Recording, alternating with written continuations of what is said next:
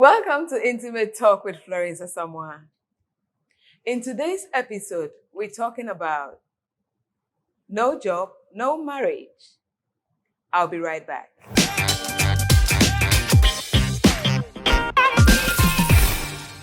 See, the ideal situation is that every person, every human being who is at the age of work or working should have a job. It is just so good that you work so you can get something to eat. You getting it?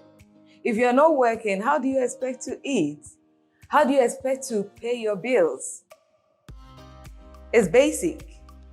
And so if you want to marry, as a lady, as a gentleman, there should be a form of livelihood. You should be working before thinking of marriage. Yes, if you are not working, how are you going to feed yourself? How are you going to pay your own bills? How are you going to buy clothes to wear? So it is expedient you have a livelihood. You should have some form of job, a work you do, so you can keep yourself up first before thinking of a second person.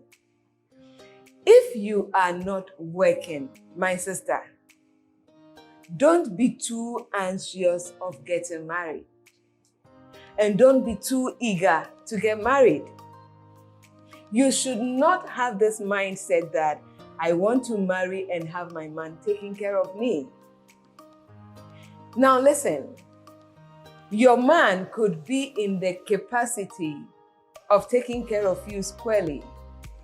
But the beauty of it is you also having something doing. Are you getting it? You cannot enter into marriage without doing anything.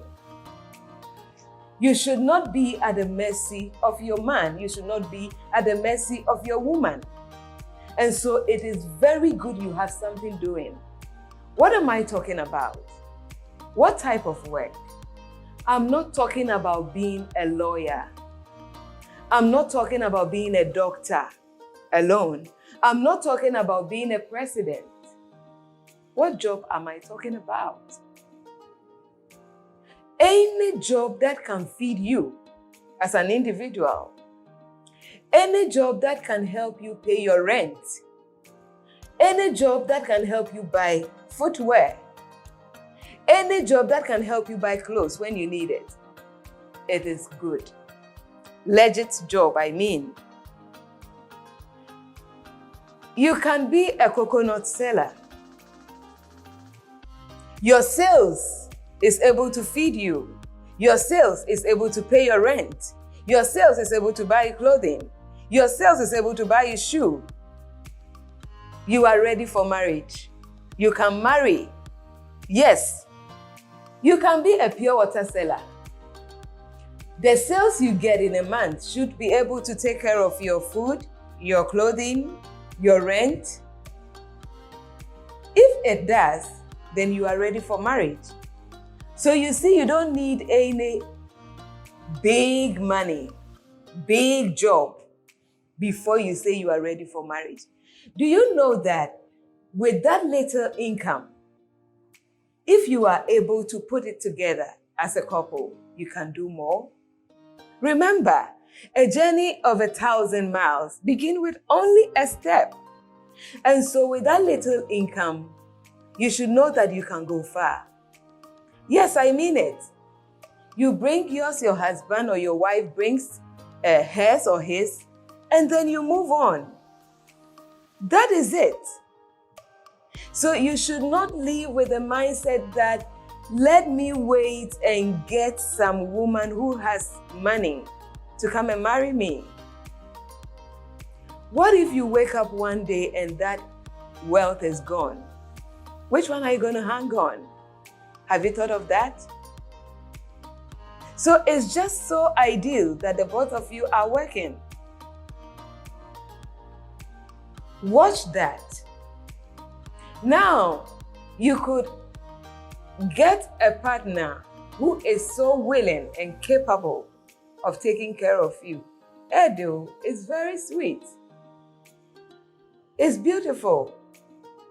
But in that instance, you should still be ready to do something little, even as a hobby. If your woman has all the money to take care of you, if your man has all the money to take care of you, you can still have something on the side as a hobby, just as a hobby. Why? Because you don't know what can happen tomorrow. I believe you have read stories. I mean real life stories. Things happen, and so you don't want to just be there. Oh, he's fending for me. Oh, she's fending for me. I'm fine. I'm fine. It's beautiful. But for tomorrow's sake, get something doing before you think of marriage. Nobody will feed you. When you marry, you're not supposed to go to your father for money. You're not supposed to go to your mother for money. Actually, your uncles will be waiting for you to give them money. Yes. And so you have to be an able person, work-wise, before you settle for marriage. So no job, no marriage. It shouldn't be any big job. Any little thing that you are diligent at, I am promising you, I am telling you, with diligence, you have no idea. You would increase, you would expand, and you will be happy. Let it be your passion and let it be your mindset that if you don't have a livelihood, don't be craving so much to marry. Else you become a liability on your partner. What is it? Your airtime, you are dependent on him. Your shoe, you are dependent on her. He or she might be providing food, paying utility bills, doing everything. Must you fall on him or her for these little things? Please, find something tangible doing. No matter how small it is, add diligence and it will work out well. Until then, don't be in a haste to get married because you will only be a liability on your partner. Find something doing. You will definitely find something doing. Write some few things down. Just get some little capital. It can even be 10 cedis. It can even be $10. Just start something and it will yield. By then, you can be grounded enough to beat your chest and say, I'm ready for marriage. Join me on other episodes of Intimate Talk. This is your Lady Flo.